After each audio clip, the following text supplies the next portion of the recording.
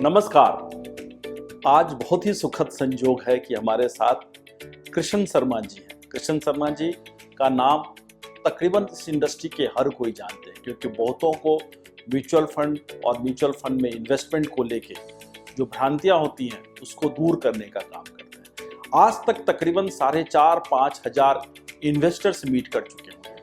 लाखों लोग उनके इन्वेस्टर्स मीट में अटेंड करते हैं और जानकारी हासिल करते हैं। आज चलिए उनसे समझते हैं कि किस तरह से आज भी लोगों के मन में कुछ कुछ शंकाएं होती हैं, कुछ कुछ भ्रांतियां होती हैं, जिसको कैसे वो दूर कर सकते हैं और वेल्थ क्रिएशन के जर्नी में बड़ा पैसा बना सकते हैं।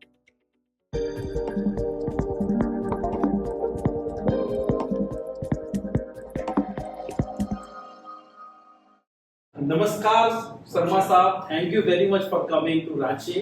नमस्कार। और हमारे साथ आपसे तो मिलके वैसे ही एनर्जी हमारी हाई हो जाती है। अरे ईश्वर की कृपा है कि आज आपके साथ बैठ के हम लोग रांची में डिस्कशन कर रहे हैं कुछ चीजों की। सर, आपका एक्सपीरियंस तो गजब का है। आपने तकरीबन जहां तक मुझे नॉलेज है 4,500-5 हजार इन्वेस्टर्स मीट किए, जिसमें बड़े बड़े 500,000 इन्वेस्टर्स भी एक एक मीट में होते हैं कई बार। तो मैं जस्ट ये जानना चाहूंगा कि क्या क्वेश्चंस नॉर्मली आपको मिलते हैं इस इन्वेस्टर्स मीट में, कहाँ क्वेरीज होती है, कहाँ उनकी थॉट जाती है एक आम निवेशकों की?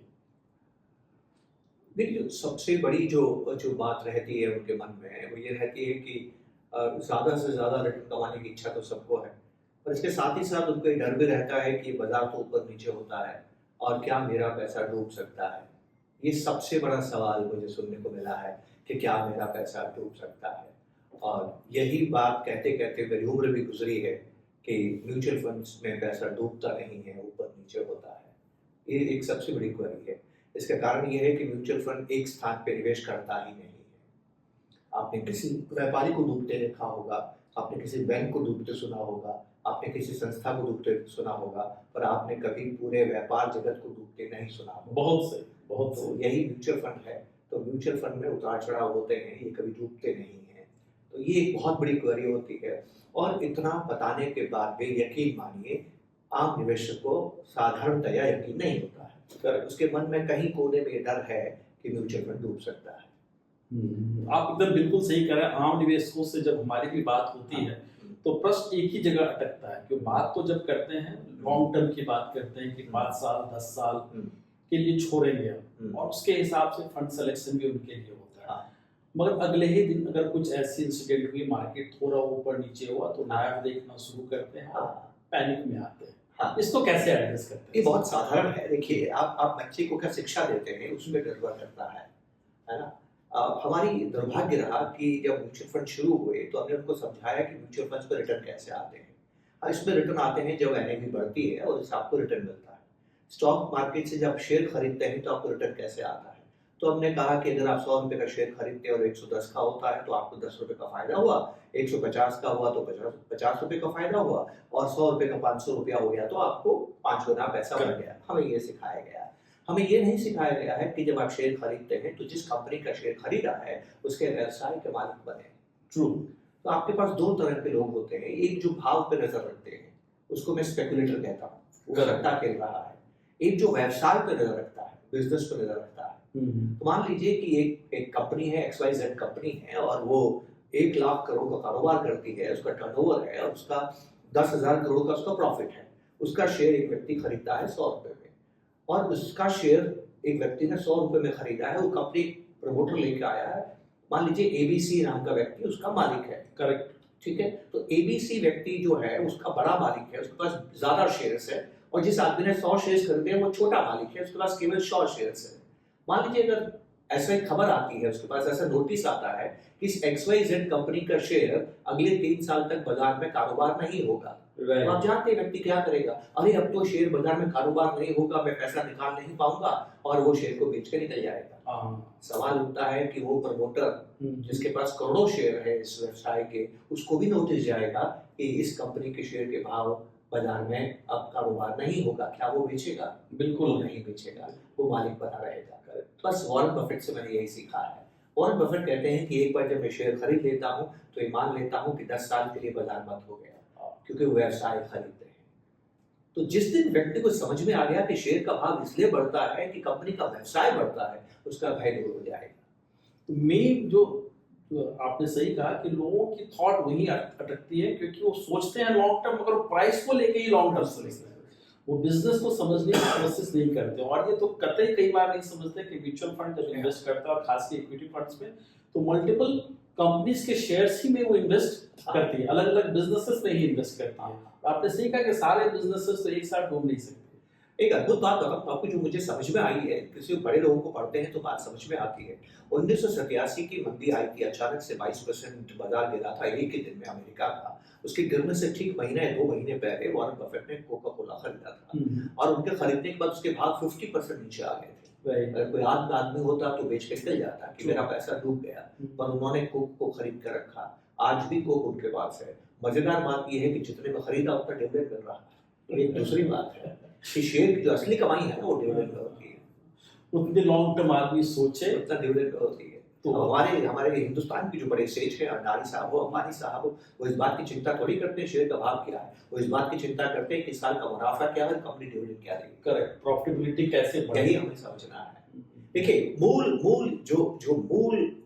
रिटर्न है, जो मूल प्रतिलाभ है डेट का और शेयर का क्या है। डेट भी कंपनी में इस्तेमाल होता है, व्यवसाय में इस्तेमाल होता है, इक्विटी भी व्यवसाय में इस्तेमाल होती है। मैं एक व्यापार शुरू करता हूँ और अपनी जेब से 50 रुपए लगाता हूँ, वो इक्विटी है, और उस व्यापार को शुरू करने में 100 रुपए लगते हैं, 50 रुपए आपसे उधार लेता हूँ तो डेट है।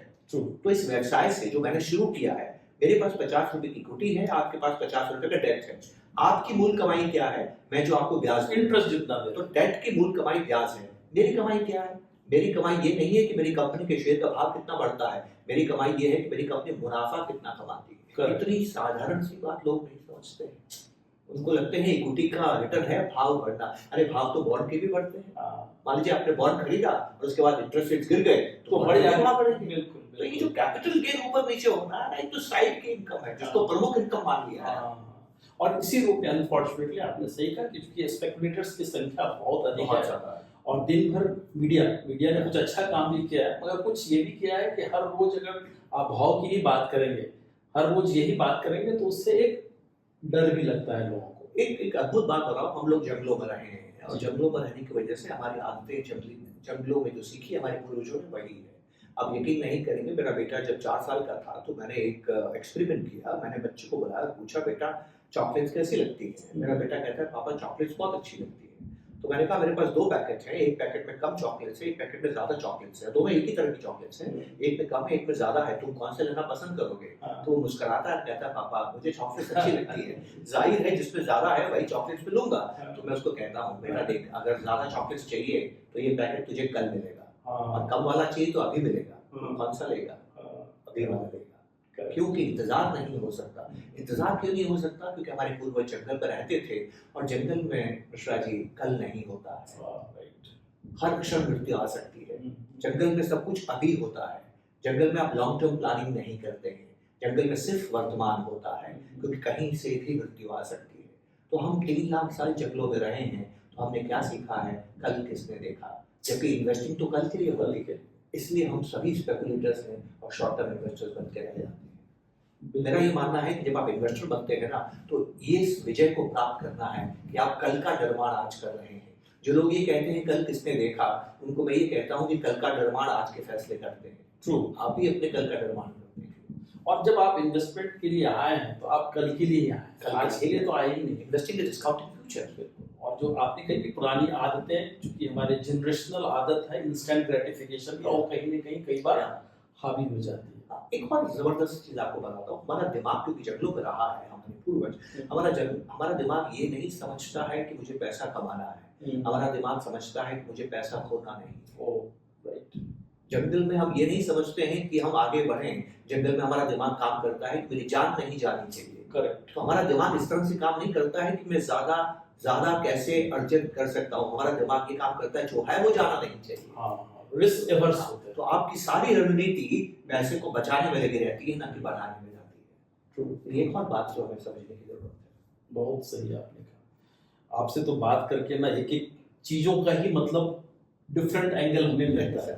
सर आप अभी जस्ट जब बात होती है आपने कहा कभी इन्वेस्टर्स के मन में एक और बहुत क्वेरीज चल रही है, लगातार चल रही है और हर रोज मीडिया में एक ट्रम्प का टेंट्रम चलता रहता है। राइट, इसको एक अपॉर्चुनिटी के रूप में लिया जाए या सचमुच में जिस तरह से लोग डरते हैं ट्रम्प के टेंट्रम से यूं ही डरा जाए? आपका क्या व्यू है इसमें?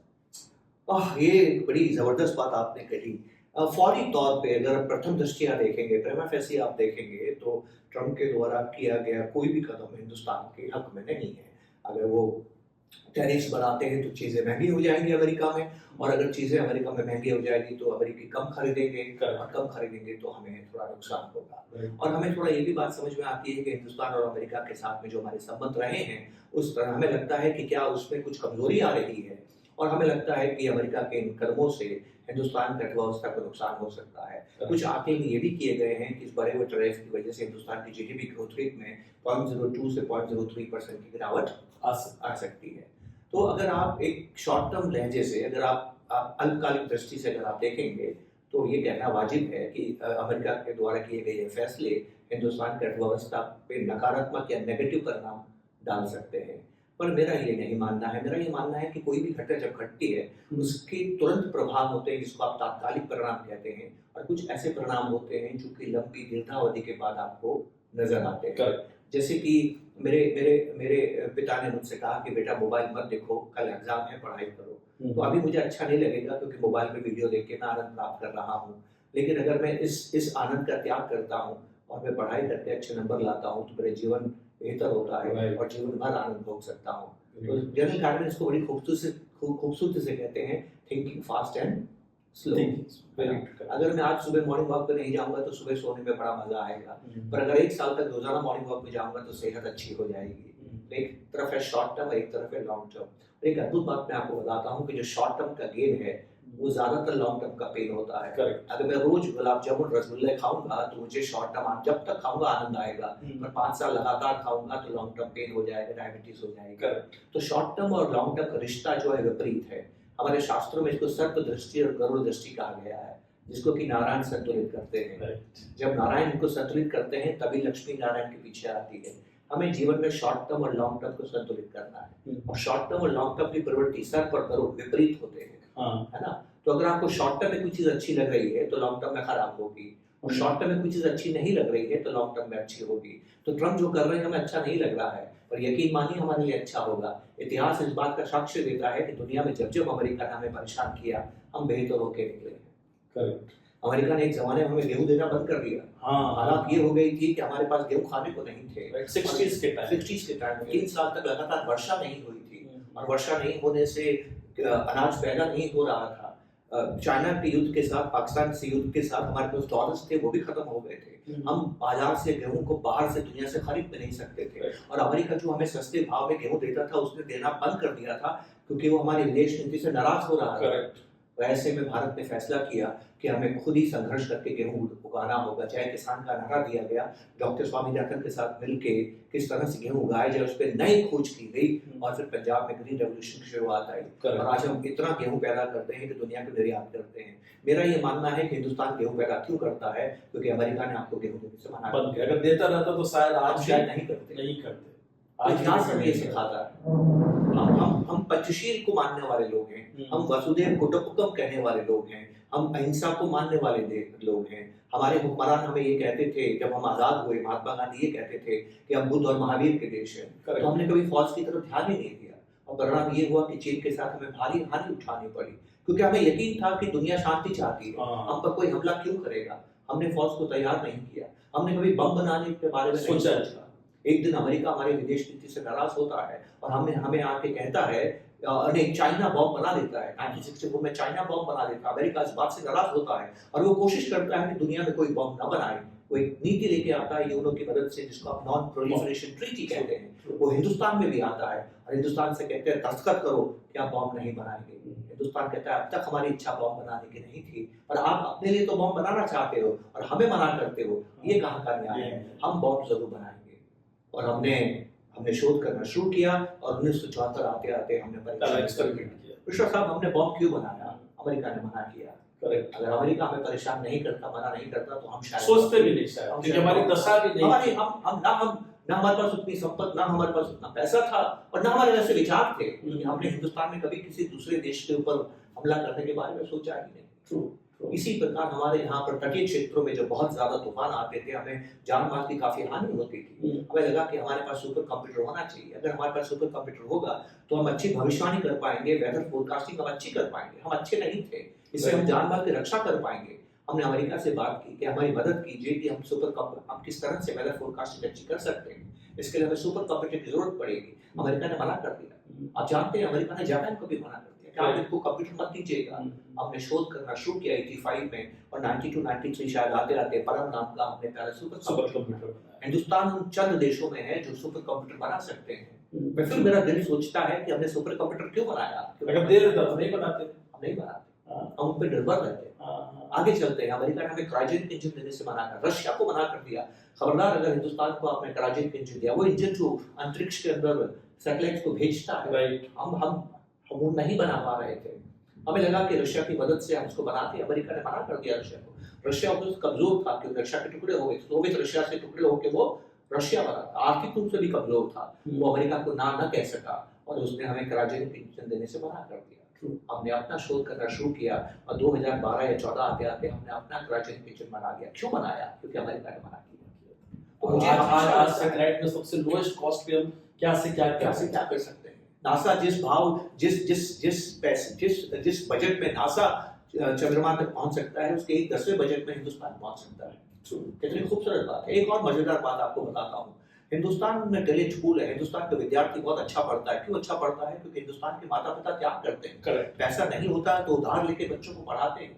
माँ टीवी नहीं देखती है ताकि बच्चे की पढ़ाई में खलल ना हो। माँ रात को जग के चाय और कॉफी बना के देती है ताकि बच्चा पढ़ाई कर सके। और उसके बाद क्या होता है, वो बच्चा जब इंजीनियर बनता है तो अमेरिका चला जाता है।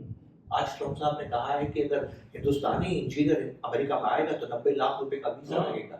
सुनने में और देखने में खराब लग रहा है, लेकिन मिश्रा जी हमारा बच्चा हमारे साथ तो रहेगा। बहुत सही बात है, बुरी बात, सही बात है, ये अच्छी बात है, अच्छी बात। तो आज आपको बुरा लग रहा है, लेकिन ये टेलेंटेड बच्चा हिंदुस्तान का निर्माण करेगा। तो आप देखिए कि आने वाले 5-10 साल के बाद हिंदुस्तान कैसा होगा। मेरा ये मानना है कि अमेरिका जितना हमें कष्ट देगा उतना हम निखर के बाहर निकलेंगे। कुंदन तो अग्नि ताप के ही निकलता है, मेरा मानना है।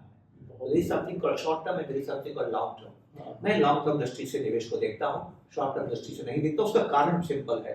मैंने एक शोध किया है विश्वा जी, 100 शॉर्ट टर्म इन्वेस्टर्स को देखिए, उसमें केवल 10% पैसा कमाते हैं, 90% लोग होते हैं। आप 100 लॉन्ग टर्म इन्वेस्टर को पकड़िए, वहाँ 95% पैसा कमाते हैं। तो जहाँ ज्यादा सफलता है वही काम कीजिए। और जो 10% शॉर्ट टर्म में कमाते हैं उनकी क्वांटम देखिएगा तो बहुत छोटी है, वो कंपाउंडिंग नहीं होता, बेचता दौलत नहीं है। लॉन्ग टर्म वाला बेचता दौलत बनाता है, अक्षय पात्र बनाता है। तो जब जहाँ सफलता है उसी मार्ग पे चलिए। करेक्ट, उस मार्ग पे क्यों जा रहे हैं जिस पे सब जा रही है। और मेरा ये मानना है कि निवेश की दुनिया में वो सही है ही नहीं जो सब करते हैं। क्यों? क्योंकि लक्ष्मी हर घर जाती ही नहीं है, चंद घरों में ही जाती है। तो वो कीजिए ना जो सब नहीं कर रहे। लॉन्ग टर्म इन्वेस्टर बनिए, आपका स्वागत है। जो पिछले इतने वर्षों में, चूंकि आपके अनुभव पूरी इस इंडस्ट्री को देखते हुए कई वर्ष हो गए और काफी उतार चढ़ाव आपने इंडस्ट्री को देखा है, तो पहले से अभी में तो निश्चित रूप से काफी समझदारी बढ़ी है इन्वेस्टर्स के माइंडसेट में। मगर जो अभी नई ब्रीड, नए लोग आ रहे हैं, उनको अगर हम लोग देखते हैं तो ऑफ कोर्स कैपिटल मार्केट की तरफ झुकाव तो बढ़ा है उनका, मगर क्या वो इन्वेस्टर्स के रूप में दिख रहे हैं? ये आपने बहुत अद्भुत प्रश्न पूछा। मैं ये तो नहीं कहूँगा समझदारी बढ़ी है, मैं ये जरूर कहूँगा कि निवेश में रिस्क, मार्केट लिंक इंस्ट्रूमेंट्स में निवेश करने की इच्छा बढ़ी है। रिस्क लेने की इच्छा और क्षमता दोनों बढ़ी है, पर व्यवहारिक ज्ञान जो है वो अभी भी बहुत ज्यादा सही होने की जरूरत है। जो बिहेवियरल एस्पेक्ट है वो अभी भी बहुत ज्यादा नहीं सुधरा है। अगर आप 100 नई एसआईपी कर रहे हैं तो 70 आपकी बंद भी हो रही है ना। बहुत कम लोग हैं जो कि उतार चढ़ाव का सामना करते हुए बैठे। एक चीज मैंने और की है कि अब जो नए बच्चे आ रहे हैं ना, इनके अंदर 2 बातें मैंने देखी है। ये बहुत बेहतरीन जीवन जीना चाहते हैं और उसके इनको पैसे का महत्व मालूम है और ये धनी भी बनना चाहते हैं। एक तरफ ये धनी बनना चाहते हैं, दूसरी तरफ इनको समझ में आ गया है कि कैपिटल मार्केट में इक्विटी इन्वेस्टमेंट्स करके, बाजार से इन्वेस्टमेंट करके धन का निर्माण किया जा सकता है। तीसरी तरफ इनको ये भी समझ में आ गया है कि माता पिता का बैकअप है। मेरी जनरेशन के पास बैकअप नहीं था, तो इनके पास बैकअप है। इन 3 चीजों की वजह से वो लोग रिस्क को जो उठा रहे हैं वो अंधे रिस्क है। हाँ, मैं वही कहना चाह रहा था। वो रिस्क को मैनेज नहीं कर रहे हैं। एक होता है रिस्क को मैनेज करना और एक होता है रिस्क का सामना करना, दोनों अलग बातें हैं। आप सड़क पे रिस्क का सामना नहीं करते, आंखें खोल के सड़क पे चलते हैं। करेक्ट। आप सड़क पे आंख बंद करके चलते गए, मैं रिस्क का सामना करता हूँ, ये आपको सामना नहीं करना है, आपको रिस्क को मैनेज करना है। तो हमारे युवा को ये बात समझने की जरूरत है, वो बहुत ज्यादा डेरिवेटिव्स की तरफ जा रहे हैं, बहुत ज्यादा ऑप्शंस की तरफ जा रहे हैं, और इसमें हो क्या रहा है कि बहुत लोगों को बहुत नाकामयाबी मिल रही है। मैंने ऐसे ही युवा लोगों को देखा है, जब बाजार अच्छा जा रहा था 2021-22 में, मिश्रा जी बहुत दुखद बात है, वो अपनी नौकरियां छोड़ के दिन भर के काम कर रहे थे। यहाँ पैसा कमाना आसान है, वेरी अनफॉर्चुनेट। हाँ, हमें ये बात थोड़ी समझनी होगी कि यहाँ पर शीघ्र पैसा बनाने की जो रास्ता है वो उतना ही जोखिम भरा है, और हमें ये थोड़ा जानना होगा। इनमें शायद हिम्मत इसलिए आती है कि चलो माँ बाप है, उनका पैसा हम ले लेंगे, लेकिन माँ बाप ने वो पैसा बहुत ही कष्टों के साथ संजोया है, बहुत सारे सेक्रीफाइस करके, हमें उसका सम्मान करना जी जी जी जी। जो मिड एज इन्वेस्टर्स, एंटरटेनमेंट, युवा ने इन्वेस्टमेंट को एंटरटेनमेंट बना दिया।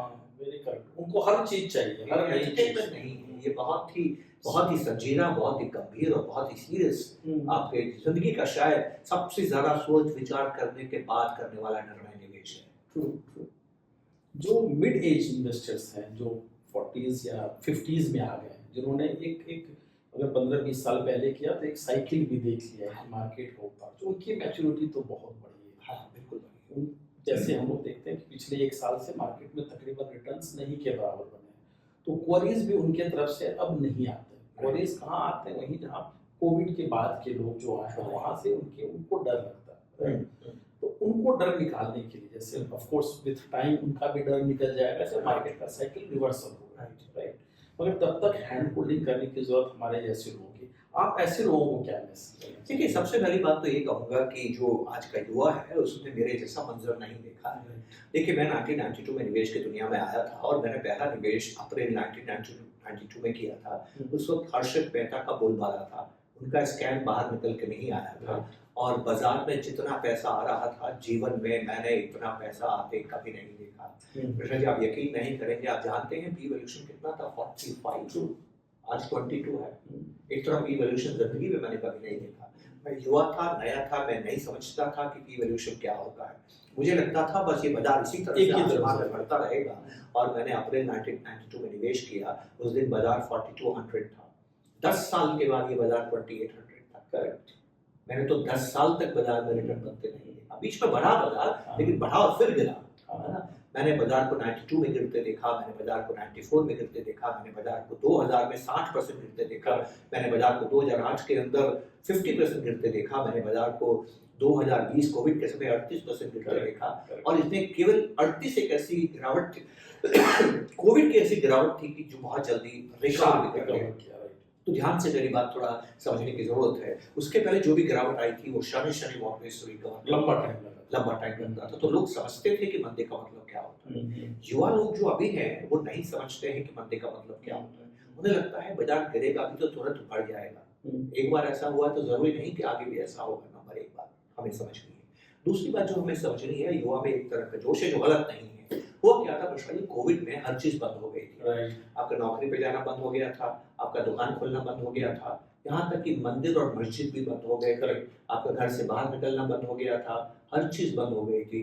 सिर्फ एक चीज खुली थी, बाजार। इस चीज ने लोगों और पैसे थे, इस चीज ने लोगों को बहुत हिम्मत दी कि ये बाजार तो कोविड में भी खुला रहता है। तो इसलिए इस बाजार की तरफ लोगों का आकर्षण बढ़ा। और कोविड से पहले हिंदुस्तान में बमुश्किल 2 करोड़ डिमेट अकाउंट थे, आज 20 करोड़, 10 टाइम्स। ये जो कोविड की शिक्षा है, इसको लोगों ने कैसे ले लिया कि बाजार तो बस एक दिशा में ही जाता है। ऐसा नहीं है।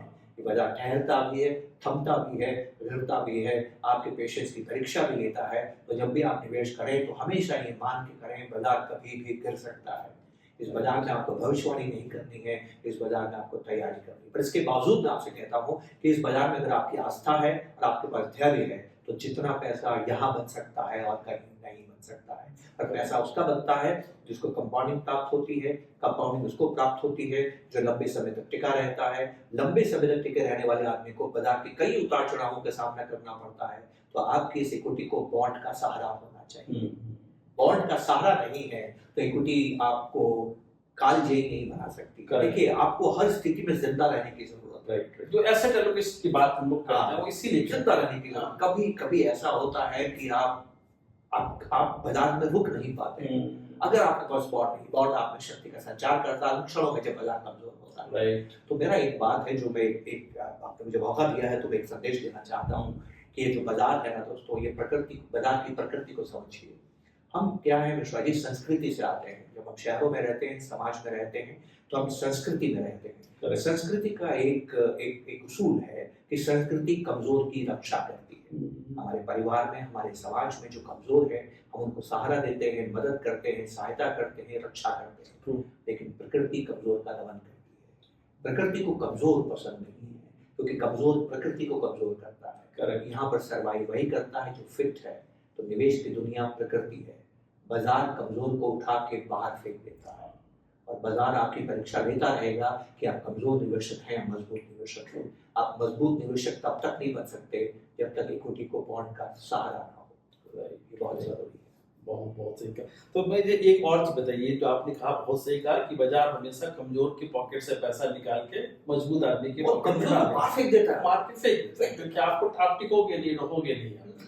मगर आज के डेट में भी या किसी भी समय में भी जो सबसे चैलेंज, घूम फिर के मैं फिर से पहले प्रश्न पे आऊंगा कि ये बात होती है लॉन्ग टर्म की, सारे लोग लॉन्ग टर्म के लिए प्लान करते हैं इन्वेस्टमेंट करने का, मगर घूम फिर के सब प्रश्न आ जाता है वही शॉर्ट और मीडियम टर्म। इसके लिए क्या एजुकेशन हम लोग दें? आपका प्रयास तो अभूतपूर्व है, आप जो कर रहे हैं बहुत ही इसमें आप एजुकेशन नहीं है सर, इस पे प्रैक्टिस है। हाँ, इस पे प्रैक्टिस है जी। मैं एक बार किसी संत महाराज का प्रवचन सुन रहा था, और वो गीता के बारे में बात कर रहे थे और गीता के ज्ञान की बात कर रहे थे। तो वो कहते हैं गीता में ज्ञान साधारण है, आप सभी जानते हैं गीता का ज्ञान है, लेकिन उसको इम्प्लीमेंट करना, एग्जीक्यूशन करना बहुत मुश्किल काम है। तो गीता का ज्ञान आप तभी इम्प्लीमेंट कर सकते हैं जब आपका मन पर नियंत्रण हो। तो और मन पर नियंत्रण प्रैक्टिस से आता है, राइट। तो देखिए होता क्या है कि मैं आपको थोड़ा बताने की कोशिश करता हूँ, दोबारा मैं उस तरफ जाता हूँ जो नारायण करते हैं, सर्प और गरुड़ के संतुलन। होता क्या है कि सर्प का मतलब होता है एहसास और गरुड़ का मतलब होता है विचार, राइट। लॉन्ग टर्म का मतलब होता है कल्पना। लॉन्ग टर्म का मतलब है कि मेरा SIP 15 साल में मुझे करोड़पति बनाएगी। ये एक विचार है, एहसास नहीं है। और आप आज SIP शुरू करते हैं और 15 सालों की यात्रा को शुरू करते हैं। तो मिश्रा जी आप देखिए, आप ऐसे लोग मिलेंगे जो रात को ना अलार्म लगाते हैं, सुबह उठ के मॉर्निंग वॉक पे जाऊंगा। मॉर्निंग वॉक पे जाना अच्छी बात है, एक विचार है। आप अलार्म लगा के सो जाते हैं, सुबह अलार्म बजता है, दिमाग को, कान बोलता है कि अलार्म बज गया, दिमाग शरीर को बोलता है उठ जाओ। जैसे शरीर उठता है ना, आपकी इंद्रियां जागृत हो जाती हैं। इस इंद्रियों को सर्प दृष्टि कहते हैं, इसको सर्प कहते हैं, सर्प एहसास करता है। जैसे ही आपका शरीर उठता है, पांचों इंद्रियां मिलकर दिमाग से सवाल पूछती है, बता तेरी जिंदगी का मकसद क्या है। दिमाग बेचारा बोलता है आनंद में रहना। वो अगला सवाल पूछती है, आनंद सोने में आएगा कि बाहर आएगा। तो दिमाग को जवाब देना पड़ता है सोने में आएगा, और वो इस मजे के लिए, जो शॉर्ट टर्म मजा है, उसके लिए वापस सो जाता है। तो लॉन्ग टर्म इन्वेस्टर को करना क्या है, इंद्रजयी बनना है, अपने फीलिंग्स को कंट्रोल करना है। बाजार बढ़ने पर खुश नहीं होना है, बाजार गिरने पर दुखी नहीं होना है। जो संत बन गया वो 15 साल देखेगा, तभी आप लॉन्ग टर्म बनेंगे, नहीं तो नहीं बनेंगे। बहुत अच्छी बात कही आपने। आपसे डिस्कशन तो और लगता है लंबा करते रहे। कोई और चीज जो आप कहना चाहेंगे, कोई और मैसेज देना चाहेंगे? एक क्रॉस, क्योंकि हम लोग बात कर रहे हैं निश्चित रूप से म्यूचुअल फंड के एंगल से, स्पेसिफिक स्टॉक के बारे में तो वैसे भी हम लोग बात नहीं करते, एक पोर्टफोलियो की बात करते हैं। क्योंकि अगर नॉर्मल इंसान के पास इतना नॉलेज नहीं, इतनी इंफॉर्मेशन नहीं कि इंडिविजुअल स्टॉक्स पिक करे, तो जब भी बात करते हैं कि प्रोफेशनली मैनेज्ड फंड्स की बात हम लोग करते हैं, तो उस दृष्टिकोण से कोई मैसेज देना चाहेंगे? देखिए मैं एक बात बहुत ही हिम्मत के साथ कह रहा हूँ, कंट्रोवर्शियल बात है, विवादास्पद है, हो सकता है कि मेरी बात से लोग सहमत न हो, पर मैं इस बात पे बिल्कुल अड़िग और निसंकोच आपसे मिश्रा साहब ये बात कह रहा हूँ। जीवन में कोई नहीं जानता कल क्या होगा। तो मैं ये नहीं मानता कि किसी को ये मालूम है कल कौन सा शेयर चलेगा। मैं ये मानने को तैयार नहीं हूँ कि वॉरेन बफेट को मालूम था कल कौन सा शेयर चलेगा। मैं ये मानने को तैयार नहीं हूँ कि राकेश जम्वाल को मालूम है कल कौन सा शेयर चलेगा। तो फिर वो खास क्यों है? वो खास इसलिए है कि जैसे ही उनको समझ में आता है कि ये शेयर चलेगा, उनका बर्ताव अलग होता है हाँ। उस शेयर के साथ जो नहीं चलेगा। हम्म, उन्होंने केवल वो शेयर नहीं खरीदा है जीवन में जिसमें पैसा बनाया है, उन्होंने ऐसे शेयर ज्यादा खरीदे हैं जिसमें पैसा डूबे नहीं बना, नहीं वेरी तो वो भी नहीं जानते थे कौन सा शेयर चलेगा। तो गुड। भगवान के लिए ये सोचना छोड़ दीजिए कि कोई आपसे ज्यादा होशियार है। हाँ पहली बात तो ये, करेक्ट। आपको व्यवहार ठीक करना है। हाँ निवेश शादी के जैसे है, शादी के पहले कितना ही शोध कर लीजिए, निभेगी तभी जब व्यवहार अच्छा है। True true. निवेश भी यही है, कितना ही रिसर्च कर लीजिए, पैसा तभी बनेगा खरीदने के बाद आपने व्यवहार क्या किया। हाँ उस व्यवहार को अच्छा रखिए, एसेट एलोकेशन कीजिए और ये मान के चलिए कि कंपाउंडिंग से ही पैसा बनता है। लंबे समय तक टिके रहिए, आपका पैसा जरूर बनेगा। और ज्यादा यकीन करना चाहते हैं ऋषा जी, पैसा बनता है दूसरे के खर्चे से। जो भी पैसा आप कमाते हैं ना, वो हमेशा दूसरे का खर्चा हो। करेक्ट अपने आप से पूछिए, क्या आप जिस समाज में रहते हैं, जिस परिवार में रहते हैं, आने वाले सालों में आपके खर्चे बढ़ेंगे कि नहीं बढ़ेंगे। निश्चित। अगर आपको आवाज आती है कि आपके खर्चे बढ़ने वाले हैं, तो व्यापारी की आमदनी बढ़ने वाली है, और व्यापारी की आमदनी तो आपका खर्चा है। तो अगर आप ये मानते हैं कि आपके खर्चे बढ़ेंगे, तो आपको ये मानना होगा कि व्यापारी की आमदनी बढ़ेगी। अगर आप ये मानते हैं कि व्यापारी की आमदनी बढ़ेगी, तो बाजार बढ़ेगा। इसी को जीडीपी बढ़ना कहते हैं। तो बाजार अंत में वहीं जाता है जहां आपके खर्चे जाते हैं। जहां आपके खर्चे जाते हैं, वहां आपकी जीडीपी जाती है। मैं बचता हूँ भविष्यवाणी करने से, नहीं करनी चाहिए, लेकिन मैं आज सोच रहा हूँ कि एक भविष्यवाणी हिम्मत करके करूँ। दुनिया के जो 12 सबसे बड़े देश हैं, अमेरिका सबसे पहले है, चीन है, जर्मनी है, जापान है, हिंदुस्तान है, यूके है, फ्रांस है, इटली है, कनाडा है, ऑस्ट्रेलिया है, ब्राजील है और रशिया है। ये जो 12 सबसे बड़े देश हैं, मेरा ये मानना है, मेरी गणना ये कहती है कि इन 12 देशों की जीडीपी में केवल हिंदुस्तान है जो अगले 6-7 साल में दुगनी होगी, और कोई भी दुगनी नहीं होगी। आसपास भी नहीं दिख आप इतने भाग्यशाली हैं कि कैसे राष्ट्र में पैदा हुए हैं और ऐसे समय में जहां पर जीडीपी अगले 6-7 सालों में दुगनी होना नियति है, और आपको क्या चाहिए। Correct correct. मैं जाते जाते एक और प्रश्न आपसे पूछने का मन कर रहा है, क्योंकि हम लोग बार बार जब बात करते हैं कि कंजम्पशन ड्रिवन इकोनॉमी है अपने देश की, और अभी मैन्युफैक्चरिंग को लेके बोलबाला चल रहा है कि मैन्युफैक्चरिंग खुद के लिए भी करें और एक्सपोर्ट भी करें। एक्सपोर्ट में हम फिसड्डी हैं, इसमें तो कहीं कोई शक नहीं, IT स्पेस छोड़ दें, टेक्नोलॉजी छोड़ दें। तो क्या कंजम्पशन को लेके हम राइट दिशा में हैं? गवर्नमेंट ने जो स्टैंड लिया है पिछले कुछ दिनों में, उसको लेके हम सही दिशा में हैं। सरकार को भी बात समझ में आ गई है। सरकार ने जो नीतियां बनाई हैं, सरकार ने जो बजट बनाए हैं, सरकार ने जीएसटी में छूट दी है, सरकार ने जो इनकम टैक्स में छूट दी है, उस सबको भी देख के आपको ये समझ में आएगा कि हिंदुस्तान के अंदर कंजम्पशन की तरफ लोगों का झुकाव बढ़ा है। और बहुत से लोगों का मानना है कि हिंदुस्तान की जो जीडीपी ग्रोथ रेट है, ये डोमेस्टिक कंजम्पशन है। मेरा ये मानना है कि मैं एक ऐसा व्यक्ति हूँ जो ईश्वर की सत्ता में यकीन करता है, और कुछ हद तक, मुझे नहीं मालूम मैं सही कह रहा हूँ कि गलत कर रहा हूँ, कुछ हद तक मैं आपके जीवन में भाग्य पे भी भरोसा करता हूँ। भाग्य का भी जीवन में एक स्थान है, और कहते हैं कि भाग्य नक्षत्रों का स्थान तय करते हैं। तो इस वक्त दुनिया में नक्षत्र भी हिंदुस्तान के अनुकूल में है। दुनिया जब खराब कर रही है तब हिंदुस्तान अच्छा कर रहा है। इससे क्या हो रहा है कि तेल के दाम हमें सस्ते मिल रहे हैं। जब दुनिया खराब कर रही है तो हमारी इंपोर्ट कॉस्ट नहीं बढ़ रही है। हम तो वैसे ही एक्सपोर्ट में अच्छे नहीं हैं, तो एक्सपोर्ट में होने वाला नुकसान हमें ज्यादा बाधित नहीं करता है, क्योंकि हमारी तो डोमेस्टिक कंजम्पशन स्टोरी है।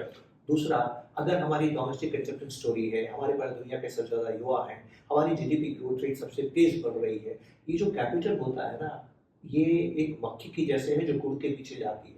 कैपिटल मुनाफे के पीछे जाता है।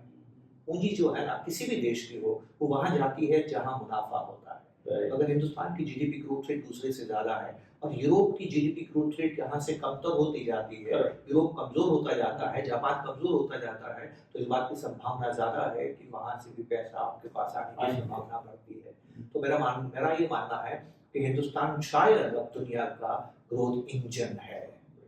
दुनिया डब्बे हैं, हिंदुस्तान जो पहले अमेरिका करता था, फिर चीन करता था, अब वो हिंदुस्तान की नियत, हिंदुस्तान इंजन बन चुका है। एक बार एहसास नहीं होता है, लेकिन 10 साल के बाद आप मुड़ के देखेंगे आपको एहसास दिखता है। और हिंदुस्तान में बाहर से भी पैसा आने की संभावना बढ़ रही है। तो नक्षत्र भी हिंदुस्तान के हक में काम कर रहे हैं, ऐसा मुझे लगता है। So nice. इस ऑप्टिमिस्टिक नोट के साथ मैं चाहूंगा कि आज का ये कुछ और अगर ऐड करना चाहें तो, नहीं तो मैं इसको क्लोज करना चाहूँगा। नहीं, बिल्कुल ठीक है। देखिए, मैंने जो आपसे बात की है वो समाज की बात की है, मैंने व्यक्ति विशेष की बात नहीं की है। तो मैं थोड़ा सावधान भी करना चाहता हूँ कि हिंदुस्तान में सब कुछ अच्छा होने का मतलब ये नहीं कि आपके परिवार में भी अच्छा होगा। राइट। ये हमें ध्यान रखने की ज़रूरत है। हिंदुस्तान में अगर युवा बहुत ज़्यादा है तो हिंदुस्तान बहुत ज़्यादा आगे बढ़ेगा, लेकिन अगर युवा बहुत ज़्यादा है तो नौकरी की प्रतिस्पर्धा भी बहुत ज़्यादा होगी। वो है, ऑलरेडी दिख रहा है। तो आपको आसानी से अच्छी तनख्वाहें नहीं मिलेंगी। जैसे ही आप अच्छी तनख्वाह मांगेंगे, सेठ बोलेगा चलता बंद दूसरा लाइन में आ गया, खड़ा खड़ा। है, ठीक है? तो आपको निवेश सीखना बहुत ज़रूरी है। दूसरा, टेक्नोलॉजी बहुत ज़्यादा आ रही है, नई-नई टेक्नोलॉजी आ रही है। आप एक टेक्नोलॉजी लेके नौकरी में आए हैं और नई दूसरी टेक्नोलॉजी आ गई और आपने नहीं सीखा, तो आप सेठ के किसी काम के नहीं रह जाएंगे। तो आपकी नौकरी की अवधि है वो कम हो जाएगी। और दिखना शुरू हो गया उसका इम्पैक्ट। दवाइयाँ बहुत अच्छी हो रही हैं, डॉक्टर बहुत अच्छे हो रहे हैं, आपका जीवन बहुत लंबा होगा। तो आपको नौकरी में तनख्वाह में बढ़ोतरी कम मिलेगी, आपका नौकरी करने का समय छोटा होगा और रिटायरमेंट पीरियड बहुत लंबा होगा। पैसा कमाना नहीं, पैसा बनाना आपको सीखना ही होगा। वही काम है, क्योंकि नौकरी देखिए, ये इकोनॉमी जो है ना मिश्रा जी, बड़ी अजीब सी चीज़ है।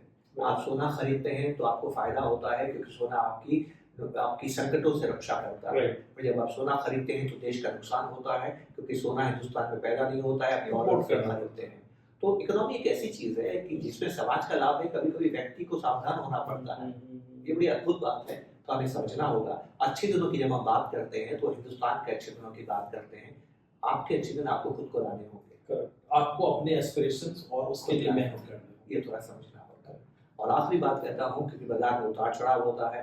अर्जुन सर्वश्रेष्ठ योद्धा था, वो सबको हरा सकता था, तो फिर कृष्ण की जरूरत क्यों थी? अगर अर्जुन के पास कृष्ण नहीं होते तो वो कठोर निर्णय नहीं ले सकता, पहला दिन ही छोड़ के भाग ले ही नहीं सकता था। क्या कोई पोता अपने वृद्ध दादा की छाती में तीर मार सकता है? ये हिम्मत, ये निर्णय लेने की क्षमता अर्जुन में क्यों आई? क्योंकि उनके साथ में कृष्ण थे। तो हर निवेशक को जो लॉन्ग टर्म यात्रा करना चाहता है, भले ही वो अर्जुन है, भले ही वो सब कुछ जानता है, फिर भी एक कृष्ण की जरूरत है। सो नाइस कि हमारी इंपॉर्टेंस आपने जताई। थैंक्स अ लॉट, बहुत अच्छा लगा। बहुत शुक्रिया सर। So thank you. मुझे उम्मीद है कि आपको ये वीडियो पसंद भी आएगा और ढेर सारे कमेंट्स हमें मिलेंगे। और अगले बार जब हम मिलेंगे शर्मा साहब से, तो मैं आपसे पूछना चाहता हूं कि क्या और आपके क्या प्रश्न हैं जो मैं चाहूं कि आपके बिहाफ में शर्मा साहब से पूछूं। So thank you very much. देखते रहिए। जय हिंद।